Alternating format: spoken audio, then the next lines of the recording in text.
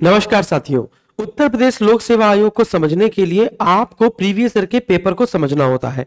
जैसा अभी आपने देखा कि यूपीपीएससी आरओ और एआरओ का जो 11 फरवरी को पेपर हुआ, उसने पेपर बहुत कठिन नहीं बनाया, लेकिन प्रश्न ऐसे चुने जो लोगों को आते नहीं है। अब आप कहेंगे सर जी यही तो कठिन होता है। नहीं नहीं, मैं ये कह रहा हूं कि कहने के लिए है कि वो कठिन नहीं है, लेकिन वास्तव में वो कठिन लगेंगे आपको। जैसे वो पूछ देगा है ना कि भारतेंदु एकेडमी की स्थापना कब हुई।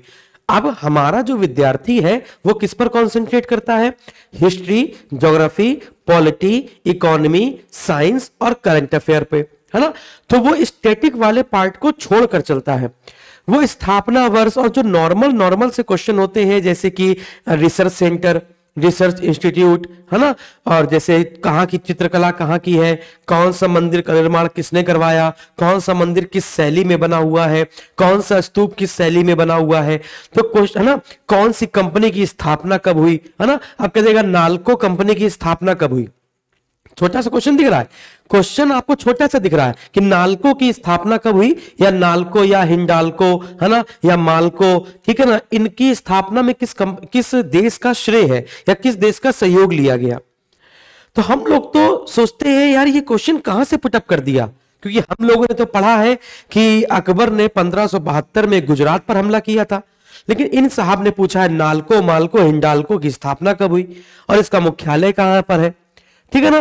तो क्वेश्चन वो होता छोटा सा ही है, लेकिन वो बहुत दर्द देने वाला क्वेश्चन है ना।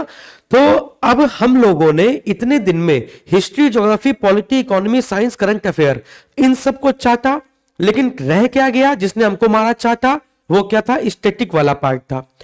तो उत्तर प्रदेश लोक सेवा आयोग के इस समीक्षा अधिकारी के पेपर को देखने के बाद आपको यह तो समझ में आ गया होगा कि कौन कौन सी चीजें हम लोगों से मिस हो गई थी। तो कौन कौन सी चीजें मिस हो गई थी, है ना। काफी चीजें आपने कवर करके चली, मैं जान रहा हूं मेरे सारे विद्यार्थी बहुत होशियार हैं, बहुत महान हैं, है ना, लेकिन काफी चीजें हम लोगों से जो छूट गई थी उन चीजों को भी कवर करते हुए चलते हैं, ठीक है ना। तो यदि हम लोग थोड़ा सा एनालिसिस करें, यदि हम लोग बच्चों थोड़ा सा एनालिसिस करें, तो इसी एनालिसिस पर ही अगला एग्जाम पैटर्न आपका फिर से देखने को मिलेगा। देखिएगा, इतिहास, प्राचीन इतिहास से सिर्फ एक प्रश्न पूछा गया था, मध्यकालीन इतिहास से 6 प्रश्न और आधुनिक इतिहास से 16 प्रश्न पूछे गए थे। यानी कि वो धोखा देता है। यूपीपीएससी ने पिछली बार, यूपीपीएससी की बात कर रहा हूं, प्रीलिम्स की, उसने पिछली बार मिडवल और एंशिएंट से ज्यादा प्रश्न पूछे और मॉडर्न से प्रश्न कम कर दिए। तो क्या सर इस बार हम मॉडर्न पढ़ के जाएं, क्या एंशिएंट मिडवल छोड़ दें? नहीं, जो स्टैटिक वाला पार्ट है, यानी जो कभी चेंज नहीं होता है ना, और जिसे आप लगातार पढ़ते ही पढ़ते हैं। जब भी हम लोग किताब खरीदने जाते हैं तो इतिहास, भूगोल, इन्हीं सब की किताब खरीदते हैं। कभी हम लोग आर्ट एंड कल्चर की किताब नहीं खरीदते, कभी हम लोग स्टैटिक वाले पार्ट की किताब नहीं खरीदते हैं, और वही हो जाती है गलती। वहीं से जो 14-15 प्रश्न आ रहे होते हैं वो हम लोगों से हो जाते हैं पूरी तरीके से गलत। जैसे अगर हम लोग 2023 का संपूर्ण विश्लेषण देखें तो इतिहास से 23 प्रश्न पूछे गए थे, यानी 140 में से 23 प्रश्न इतिहास से पूछे गए, मतलब अच्छा वेटेज था। लेकिन यहां पर इतिहास से कैसे प्रश्न पूछे गए थे? तो उसने प्रशासन से प्रश्न पूछे कि भुक्ति क्या है, वीथी क्या है, पेट क्या है, समझ में आ गया, सराय अदल क्या है, सराय नौबत क्या है, ठीक है ना, तो दारुल सफा क्या है। तो ऐसे प्रशासन से प्रश्न पूछ रहा है। अब वो प्रश्न नहीं पूछे जा रहे हैं कि तुर्कानी या चहलगानी किसने बनाया, वो नहीं पूछा जा रहा है कि गुलामों का गुलाम किसे कहा जाता है। तो ऐसे प्रश्नों को अगर आप कर भी लेते हैं तो अपने आप को बहुत महान नहीं समझना है, क्योंकि अब जो प्रश्न पूछा जा रहा है वो ये पूछा जा रहा है कि बताइए गुंबदों का पिता किसे कहा जाता है और इल्तुतमिश ने कौन से गुंबद का निर्माण स्वयं करवाया था। ऐसे 3-4 लाइनें दे दी जाएंगी, तो उसमें से आपको एक प्रश्न सही करना होगा। तो यानी कि जो वन लाइनर पढ़ के काम चल रहा था उस पर काम नहीं चलेगा, लूसेंट वाले किताब से अभी काम नहीं चलेगा। लेकिन हाँ, साइंस के जो पोर्शन है वो आप लूसेंट किताब से अच्छे से कवर कर सकते हैं। साइंस की जो लूसेंट आती है उससे बाहर नहीं जाएगा, वो वहां से कवर हो जाएगा, उसमें कोई दिक्कत नहीं है। संविधान से 9 प्रश्न थे और कोई भी प्रश्न बहुत दमदार नहीं था जो आपको फंसा पाए, इसलिए संविधान आपका एक कहते हैं सिक्योरिटी पर्पस में काम आया। तो संविधान आपने पूरे क्वेश्चन करे, 1-2 प्रश्न गलत होते हैं वो सबके होते हैं। भूगोल की बात की जाए तो भूगोल में स्टैटिक वाला पार्ट पूछा गया, देश, राजधानी, मुद्रा पूछी गई। एक क्वेश्चन मौसम से आता ही आता है, वो इस बार भी आया, है ना, और बाकी भौतिकी से क्वेश्चन पूछे गए थे, है ना। आगे बढ़ते हैं। बाकी स्टैटिक वाला पोर्शन जैसे अरब प्रायद्वीप में कौन कौन से देश है, ऐसे प्रश्न आपने देखे होंगे। तो भूगोल से बहुत ज्यादा टिपिकल क्वेश्चन नहीं आए थे, मौसम का क्वेश्चन छोड़कर बहुत ज्यादा टिपिकल क्वेश्चन नहीं आए थे। यानी प्रीवियस ईयर के पेपर को अगर आपने भूगोल में लगा दिया था तो प्रीवियस ईयर पेपर से ये काम हो जा रहा था।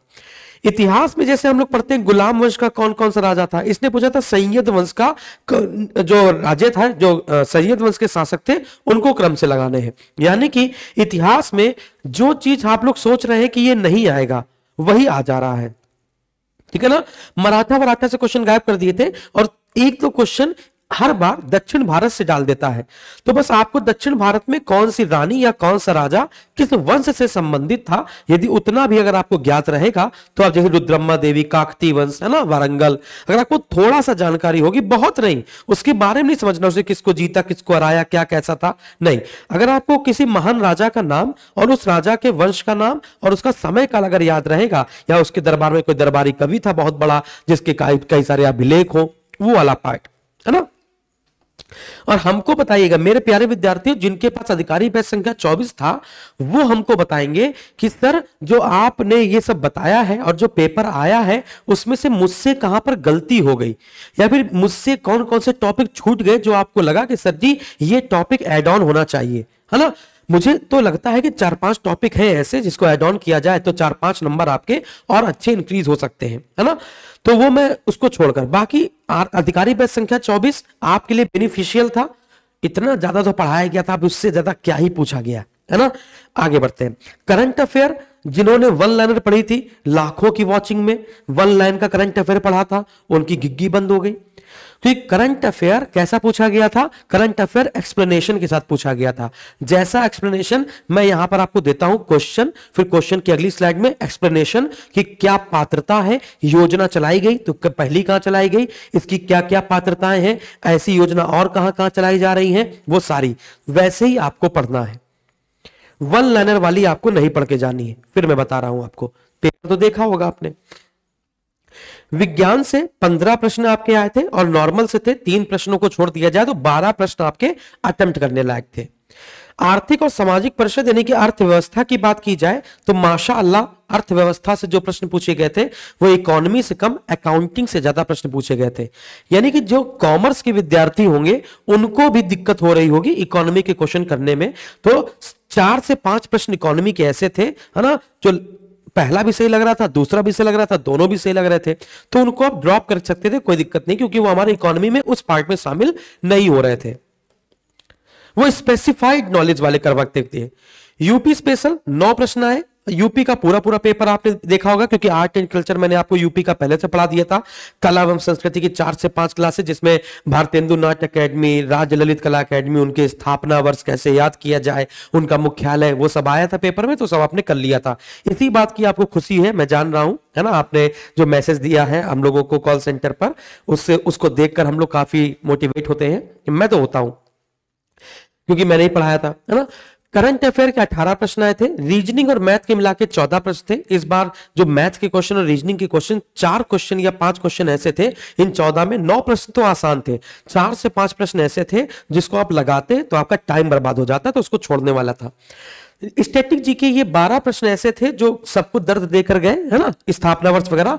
पर्यावरण का इस बार ज्यादा रोल नहीं रहा, एक प्रश्न आपका सीधे सीधे पर्यावरण से था और मिसलिनियस से आपके लगभग 3 प्रश्न हो गए।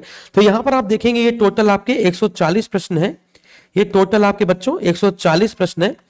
अब अगर हम लोग बात करें कि यदि अगर किसी विद्यार्थी ने 6 माह अगर तैयारी करी थी, यदि किसी विद्यार्थी ने लगातार सिर्फ 6 माह की अगर आरओ की तैयारी करी थी, अभी हम लोग और बात करेंगे कि यहां पर आप देखेंगे कि क्या क्या करना है, क्या क्या चीजों को बरतना है, सावधानी।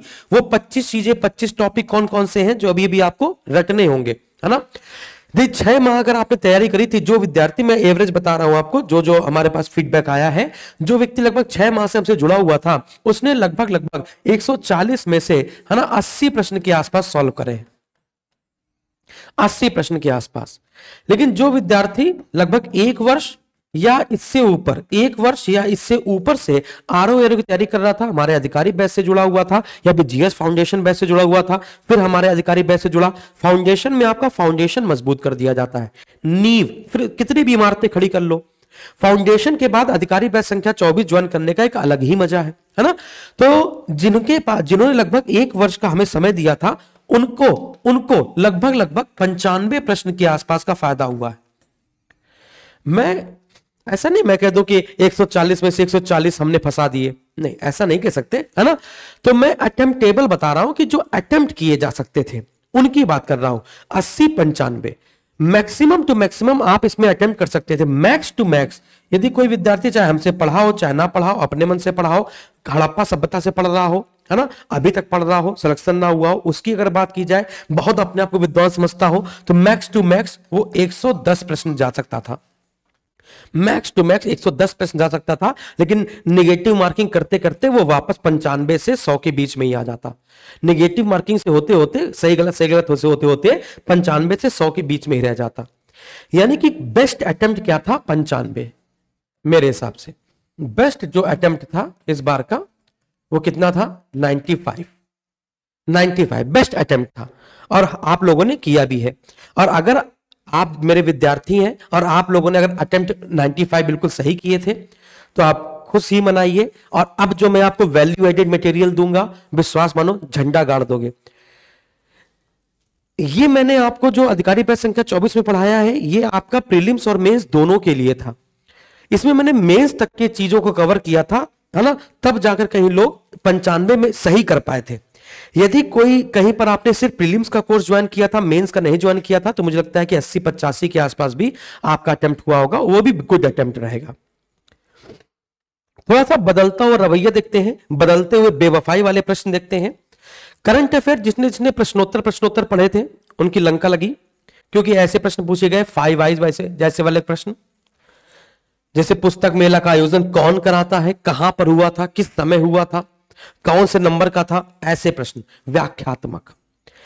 योजना वाले जो प्रश्न पूछे गए थे वो सीधे सीधे पात्रता से पूछे गए थे। योजना कब शुरू की गई, किसके लिए शुरू की गई, कौन लाभार्थी है, और इसका योजना का लाभ उठाने वाले क्या पात्रता क्या है, मतलब उसके पास कितनी गाय होनी चाहिए, कितना अनुभव होना चाहिए, ऐसा। जैसे नंदनी कृषक समृद्धि योजना आप एग्जाम्पल तौर पर देखते हैं, यह प्रश्न पूछा गया। इतिहास में प्रशासन की सामान्य जानकारी होना जरूरी है। अनुसंधान परिषद हमेशा आ रहा है, रिसर्च सेंटर हमेशा आ रहे हैं, हर बार आते हैं। स्टैटिक जीके में मैंने आपको पढ़ाया है, एक अधिकारी बैच संख्या में स्टैटिक जीके वाला ऑप्शन होगा, उसमें जाएंगे तो वहां पर मैंने ट्रिक से याद करवाया है। लखनऊ के अलग, दिल्ली के अलग, सब राज्य के अलग अलग याद कराए हैं। पर्यावरण से अनुसंधान परिषद, जैसे उपोष्ण बागवानी, शुष्क बागवानी, है ना, तो पर्यावरण से अनुसंधान परिषद एक हर बार आता है, जो इस बार भी आया। बाकी आर्ट एंड कल्चर से बार बार क्वेश्चन आ रहे हैं, जैसे चित्रकारी, है ना, नाट्य कला, नाट्य अकेदमी, है ना, संस्कृति, है ना, तो आर्ट एंड कल्चर से काफी प्रश्न आ रहे हैं। स्टैटिक वाले सारे प्रश्न अधिकतर आर्ट एंड कल्चर से है। इस बार मृदा अपरदन, जल प्रबंधन से 2 प्रश्न देखने को मिले, हर बार देखने को मिलते हैं। इनको पढ़ना बेवकूफी होता है, क्योंकि इनको समझा जाता है, कि मृदा अपरदन को रोकने के उपाय क्या है, जल प्रबंधन कैसे किया जाए। यदि आप ऐसे राइटिंग करते होंगे, अगर आप ऐसे की राइटिंग कर रहे होंगे, तो 1-2 ऐसे राइटिंग इसकी कर लीजिएगा, आपको समझ में आ जाएगा हर चीज। 2 नंबर यहां से आपके मिल जाएंगे आपको। फिर इसके बाद ज्योग्राफी से बताया कौन सा देश किससे स्पर्श करता है, किसकी सीमा किससे लगती है, प्रायद्वीप में कौन है, कैस्पियन सागर से कौन मैच करता है, बेनेलक्स में कौन कौन से देश है, नॉर्डिक कंट्री में कौन कौन से देश है ना, और भूमध्य सागर को स्पर्श करने वाले देश कौन कौन से हैं, ऐसे वाले एक क्वेश्चन आ रहा है। देश, राजधानी, मुद्रा, मौसम से एक क्वेश्चन हर बार आता है, हर बार आता रहेगा। खनिज पेटी से 2 प्रश्न आते हैं, जैसे रूस का कुजबाश क्षेत्र आया था, कुजबाश क्षेत्र, है ना, कुजबाश क्षेत्र आया था, ऐसे हर बार आता है। नॉर्मंडी कहाँ का है ना, इस प्रकार से ऐसे देखेंगे तो ऐसे करके बहुत सारे ना। टुला क्षेत्र पूछा जाएगा कि टुला क्षेत्र कहाँ का है। मंचूरियन घाटी किसके लिए प्रसिद्ध है, लॉयस के लिए, है ना।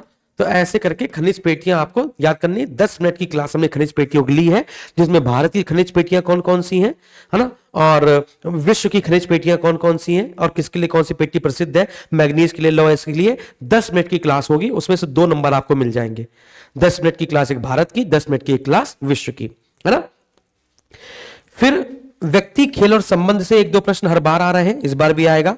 महारत्न कंपनी और नवरत्न कंपनी के ये वाला टॉपिक हमें जोड़ना है आपके में, क्योंकि इकोनॉमी में मैंने आपको सिर्फ ये बताया था महारत्न कंपनियां कौन कौन सी है ना। नवरत्न कंपनियां ये तो बताया भी था, महारत्न कंपनियों का दर्जा कब मिलता है, महारत्न कंपनियां कौन कौन सी हैं, लेकिन ये नहीं बताया था कि उसका हेडक्वार्टर और स्थापना वर्ष। तो ये वैल्यू एडेड मटेरियल में मैं इसको स्टार्ट करूंगा, ठीक है ना। तो आरओ जो 24 बैच है, अधिकारी बैच संख्या 24 है, उन सभी विद्यार्थियों के लिए एक बहुत खुशखबरी, वैलिडिटी में आपकी बढ़ा देता हूं, टिल एग्जाम तक कर देता हूं, जब तक आरओ का री एग्जाम नहीं हो जाता है ना। 1 साल की वैलिडिटी थी, उसको भी मैं और बढ़ा देता हूं, जब तक ये एग्जाम नहीं हो जाता तब तक वैलिडिटी कर देते हैं। जो विद्यार्थी आज से आरओ का अधिकारी बैच संख्या 24 लेंगे, उनकी आज से वैलिडिटी 1 साल तक हो जाएगी, और अगर ये पेपर 1 साल तक नहीं होता है तो जब तक पेपर नहीं होगा तब तक उसकी वैलिडिटी रह जाएगी। आरओ अधिकारी बैच संख्या 24 के लिए नया बैच लाने का कोई तात्पर्य नहीं है, क्योंकि बैच पूरा हो नहीं पाएगा, फिर आप गड़बड़ा जाएगा। तो हमने क्या किया है, जैसे एक बात समझाता हूं, जैसे मान के चलिए, जस्ट इमेजिन ये हमारा अधिकारी बैच संख्या 24 है। अब इस अधिकारी बैच संख्या 24 में जैसे हम इतिहास में गए, है ना, तो इतिहास में तो मुझे लगता नहीं कि कुछ चीजें छोटी हैं। जैसे सिंधुगाजी सभ्यता के अंदर गए, तो सिंधुगाजी सभ्यता के अंदर हम लोग जब जाएंगे तो सारे प्रश्न 4-5 क्लासेस हुई हैं। जैसे हम लोग बात करते हैं मौर्य साम्राज्य, तो मौर्य साम्राज्य में देख रहे हैं ना, मौर्यकालीन सभ्यता व संस्कृति, मौर्यकालीन कला व संस्कृति, अशोक के अभिलेख, है ना। तो हमने आपको इतिहास में पहले से ही सारा प्रशासन वगैरह पढ़ा चुके हैं। कला एवं संस्कृति मैंने आर्ट एंड कल्चर वाला जो पार्ट है वो इतिहास में पहले से ही कंप्लीट कर रखा है। अब मैं क्या करने वाला हूं, कुछ वैल्यू एडेड मटेरियल देने के लिए, है ना। जैसे इतिहास, इसमें इतिहास जो है ना, जैसे इसमें जो इतिहास कहना, जैसे इसमें भूगोल जो भूगोल है ना, वो मनोज सर ने पढ़ाई है, पर्यावरण भी मनोज सर ने पढ़ाया है ना। तो हम क्या करेंगे, जो वैल्यू एडेड मटेरियल है, इस भूगोल में कुछ चीजें जो याद नहीं होती हैं, है ना, जैसे कि गर्म जल धाराएं, ठंडी जल धाराएं, उनका कॉन्सेप्ट, है ना, प्रेशर बेल्ट और ये सारी चीजें जो हैं, उनको मैं, मौसम, है ना, उनका जो वाला पार्ट होगा, अर्थव्यवस्था में नहीं पढ़ाई है, करंट अफेयर में नहीं पढ़ाई है, भूगोल पर्यावरण विज्ञान सर ने पढ़ाई है, हिंदी में नहीं पढ़ाई है, कंप्यूटर में नहीं पढ़ाई है, रीजनिंग अटल सर ने पढ़ाई, यूपी स्पेशल शायद मैं नहीं पढ़ाई है ना, या यूपी स्पेशल। देखिए, अब देखिए यूपी स्पेशल की बात करा जाए तो यहाँ पे नीचे आइए, देखिए उत्तर प्रदेश की कला एवं संस्कृति, उत्तर प्रदेश की कला एवं संस्कृति 2, है ना। तो उत्तर प्रदेश तो बहुत, एक जिला एक उत्पाद योजना, रामसर स्थल जीआई टैग, लोकगीत, लोक नृत्य, बहुत अच्छे से डीपली लेवल पे आकर आपको बताया गया है, ठीक है ना। तो इसी में मैं आपको वैल्यू एडेड मटेरियल दूंगा। जैसे जीएस फाउंडेशन 25 बैच मेरा चल रहा है ना, उसमें मुझे क्लास स्टार्ट करनी है, कुछ देर के लिए बंद कर दी गई थी, तो उसमें मुझे क्लास स्टार्ट करनी है। तो मैं जीएस फाउंडेशन 25 वाला बैच जो मैं पढ़ाऊंगा, जैसे पॉलिटी, ज्योग्राफी में पढ़ाऊंगा, तो मैं आरओ 24 अधिकारी बैच संख्या जो 24 है ना, उसमें भी लाइव कर दूंगा, ताकि आपको कुछ हमसे भी नया मिलता रहे। बात समझ आ रही है। और अधिकारी बैच संख्या 24 में मैं कुछ और भी वैल्यू एडेड मटेरियल डालूंगा। फाउंडेशन बैच को अधिकारी बैच संख्या 24 में तुलना करी जाए तो आप जानते हैं अधिकारी बैच संख्या बड़ा है, और आरओ मतलब अपना अलग लेवल है। और जीएस फाउंडेशन में फाउंडेशन मजबूत किया जाता है आपका, है ना, नींव मजबूत की जाती है, तो उसको बहुत ज्यादा हाई लेवल पे ले जाएंगे, क्योंकि उसमें एसएससी का बच्चा जुड़ा हुआ है, यूपी पुलिस का जुड़ा हुआ है, कांस्टेबल एसआई का जुड़ा हुआ है ना, रेलवे का जुड़ा हुआ है। जीएस फाउंडेशन जिसने लिया है, अगर उसी को मैं अपर लेवल कर दूंगा तो बेचारे भाग जाते हैं, फोन करके कहते हैं सर फाउंडेशन के नाम पर आप हमें आईएएस बनाएंगे क्या, ऐसे वाला, है ना। तो बहुत सारे विद्यार्थी कह रहे थे सर जीएस फाउंडेशन से क्या आरओ निकल जाएगा। जीएस फाउंडेशन से आरओ का प्रीलिम्स, या फिर प्रीलिम्स तो निकल जाएगा, मेंस में दिक्कत होगी, या प्रीलिम्स में ही बहुत सारे प्रश्न आप कंफ्यूज हो जाएंगे, है ना। तो अब फाउंडेशन बैच 2-250 घंटे का है, आरओ अधिकारी बैच संख्या 24 4-450 घंटे का है, अंतर तो आएगा ना। हाँ, तो अधिकारी बैच संख्या 24 वाले परेशान मत हो, वो जो बच्चे नए हैं जो अधिकारी बैच संख्या 24 लेना चाहते हैं, वो RO10 कोड यूज करेंगे, कूपन कोड, और बैच बाय कर लेंगे। और क्या नाम है कि अधिकारी बैच संख्या 24 में मंडे से, अधिकारी बैच संख्या 24 में मैं मंडे से, है ना, वैल्यू एडेड मटेरियल जोड़ना शुरू कर रहा हूं, कि जो हमने नहीं पढ़ाया था, जो मुझसे मिस हो गया था, मैं उसको पढ़ाना शुरू करूंगा, ठीक है ना। तो कैसा लग रहा है आप लोग को जानकर, बताइएगा जरूर, है ना। अच्छा लगे तो अच्छा, खराब लगे तो खराब, कोई दिक्कत नहीं है ना। बिल्कुल सही फीडबैक दीजिए, हमेशा देते आए हैं, इस बार फिर दीजिएगा। धन्यवाद।